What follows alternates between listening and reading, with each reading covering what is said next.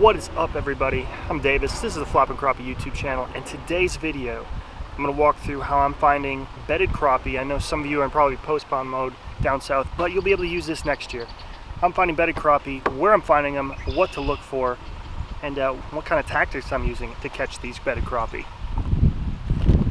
Also, the goal of this video is to catch a bedded crappie on underwater camera.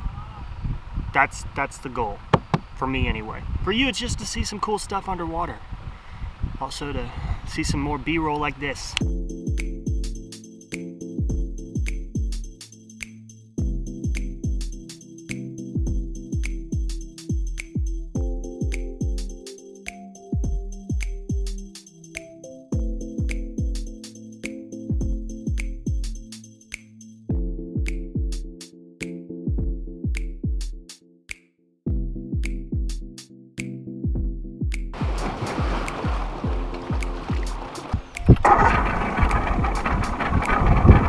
Alright, so to kind of get this started of talking about where to find bedded crappie, bedded bluegill, panfish in general, I kind of need to start with an idea that I'm sort of buying into. I actually heard about this winter.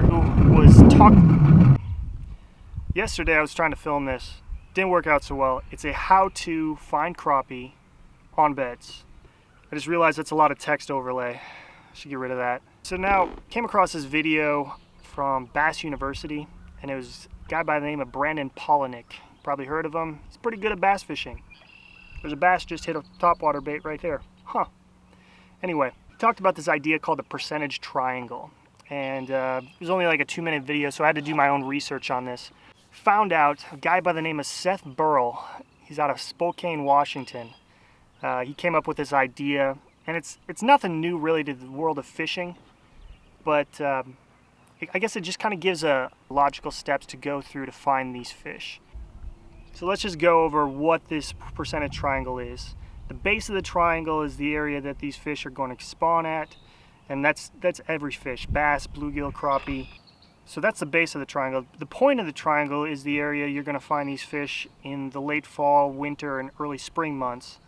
And I guess the whole point of the triangle is just to eliminate water. So these professional fishermen, when they go out, before they go out and hit the water, they're going to do their homework on maps to find out where they think the fish are going to be. But really what they're doing is trying to figure out where the fish are not going to be. That's just eliminating water. And then once they've eliminated big sections of water, they can just go try the places that they think they might be.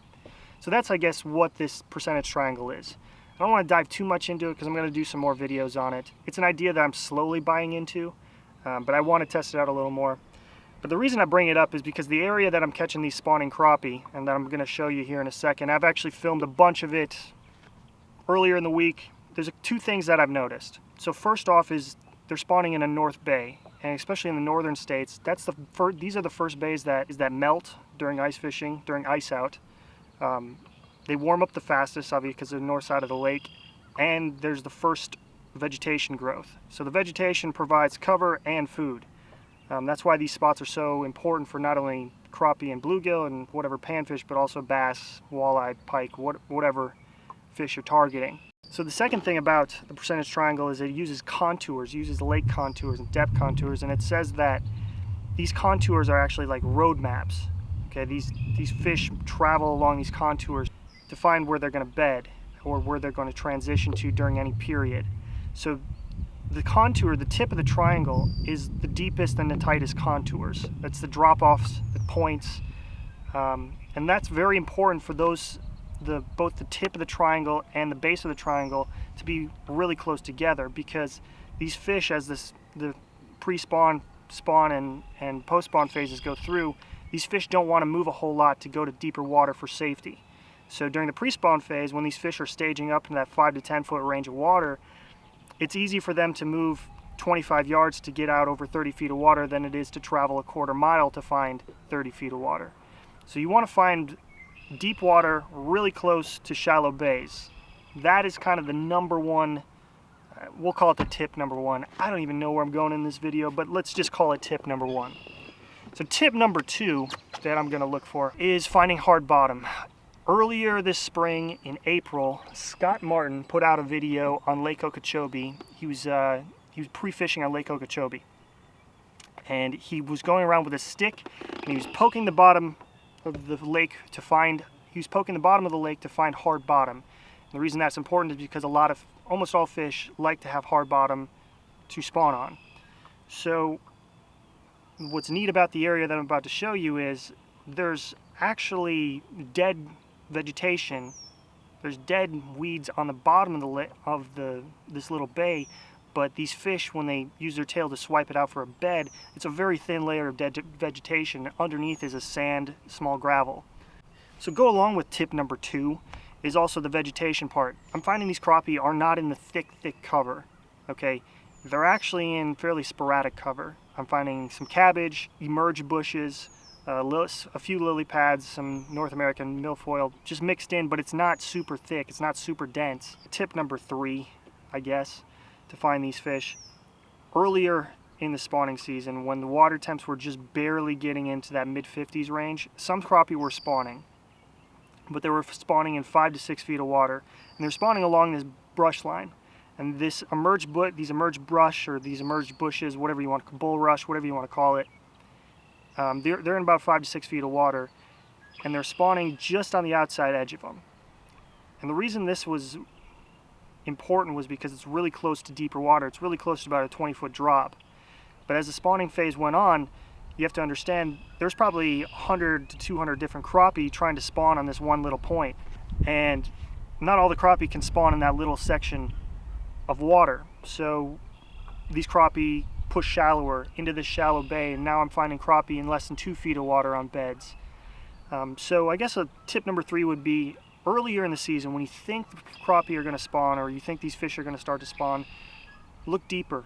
Try that 5 to 6 foot of range to see if there's any spawning fish, and then as the season progresses, as the water temps warm up, then you can push shallower. So that's tip number 3. That I'm going to show you how to fish them, how to fish crappie on beds. If you can't see the beds, if it's really dirty water and you can't see the beds, and also if you can see the beds, it's basically the same thing as bass fishing. So I don't know, I just wanted to make a video on it. Let's go.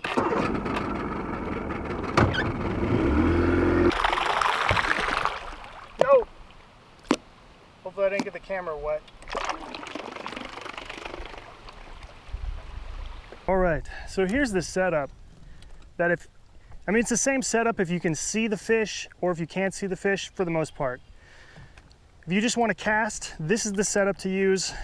By no means did I invent this setup. This is a very, very widely used setup. Just tie on some sort of jig. This, by the way, well, it used to be a marbu jig, but I used it for smallmouth fishing and they kind of tore it up. But any type of jig, like a 32nd or a 16-ounce jig, you can throw a jig tube on there, perfect. And then any type of float. I got this is a balsa wood spring bobber. It's a fairly small one. You want a smaller float, okay? But obviously it's got to stay above the water. It's got to stay buoyant enough to hold that jig up. Now, I recommend, depending on how shallow you're fishing, either having the jig between 6 inches to about 18 inches below the bobber. So if you can't see what you're doing or what you're casting at, all you're gonna do is flip it out along the shoreline, just like that, and you're gonna slowly pop it back to the boat. And occasionally you get a fish right away. Wow, I was not expecting to get that on camera. There's a bunch of pumpkin seeds on beds right now. I don't know if there's crappie in here. I didn't see any. I think they're out over the deeper water. We'll try to get some crappie on beds, some underwater footage. I'm gonna have to glue this or something. This is a hand-tied jig by a subscriber. And I feel bad you got so tore up by smallmouth, but what are you gonna do, right? The one thing I do recommend, I'm using 6-pound mono. You can use 4 to 6 pound mono. The one thing I do recommend, maybe, and I'm gonna try it out, is using some nano braid. I think Suffolk makes some nano braid, and then tying on like a monofilament leader, maybe a foot to 3 feet, depending on how deep you're fishing. The reason is these spring bobbers, they create a lot of memory in this monofilament, and it causes some line twists around your rod tip, so just watch out for that. But yeah, again, all you're gonna do is just pitch it out against the shoreline and slowly pop it back. Before I was rudely interrupted by a fish catch, I was gonna say that as you're popping it back, just let it sit there for 3 to 4 seconds, because if you can't see the bottom and you do pop it over a bed, you're gonna wanna let it sit, kind of like bass fishing a bed. You wanna let it sit, let it anger that fish to the point where it either needs to attack it or pick it up and move it, because that's how you're gonna get your strike. So you can either flip it out, or if you wanna really just cast it out. Now I can see a bed over there. I don't know if there's a fish on it or not, but I'm gonna slowly pop it back. And I got a actually no, this is an 8-foot rod, but 7.5 to 8-foot rod is perfect. I recommend. It's a great casting rod setup. All the gear that I have today, I'll link in the description below the video. This isn't really a gear pitch. I just wanted to walk through a tutorial on this, so I'm not gonna mention names or anything like that, any brands, but if you wanna check them out, they'll be in the description below if you wanna research them. Okay, so let's say I do find a bed. That's how you do it. If you don't see if it's dingy water, really stained water, you can't see anything, but you can't see the beds. You're just gonna slowly work down the shoreline, pitching it to different spots, and hopefully you'll catch some fish. Now, if you can see a bed, like I can see a bed right in front of the camera here, the big camera, that's you. Yep. I can see a bed. Now I'm gonna try to pitch it on the other side of that bed and slowly bring it across and let that jig sit in the middle of that bed. Just enough to annoy that fish and hopefully trigger a strike. Well, the fish, he cooperated too early. That is the problem. That pumpkin seed cooperated too early. I recommend doing this on a non-windy day, by the way. I wouldn't recommend doing this on a windy day. It's not very fun. But you're just gonna slowly pop it, let it sit over the bed. If he doesn't hit it, pull it back out and throw back in there. It's pretty much the same thing as bass fishing. Now, another tactic you can use if you can actually see in the bed, is you're throwing some sort of, dang. Well, I don't have the right rig tied up on it yet, but I have an 11-foot jig pole, and any longer type of jig pole that you can get out away from the boat and slowly flip it in, where you don't actually have to have the float.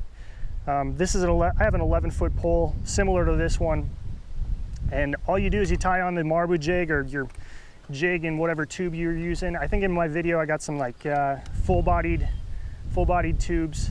You just flip it in there. No different than bass fishing. The only difference in bass fishing is bass will pick it up on the bottom. Crappie will not. You got to make sure that jig is above them. They're going to rise up beneath it and then attack it. So that's why I say use 6 inches to 18 inches of line between your jig and your bobber. You don't want to go deeper. You don't want to go below them. Rarely are the crappie going to want to hit it below where they're already sitting. They always want to rise up and attack the bait. They will hit it on the drop too. And that's the other thing to note. Not every time will the bobber actually go down. Sometimes the bobber will it'll be sitting straight up and down, and then it'll slowly go just sideways. And that means a crappie's got it from underneath, but it was not an aggressive bite. So that negative bite that they're always notorious for. You look lonely over here. You looked real lonely. I'm hoping I was in frame that whole time. Otherwise, that's just gonna suck. It was a waste of a shot. And please tell me it was recording. Yes, it was. Oh, that's good. It's always good to be recording.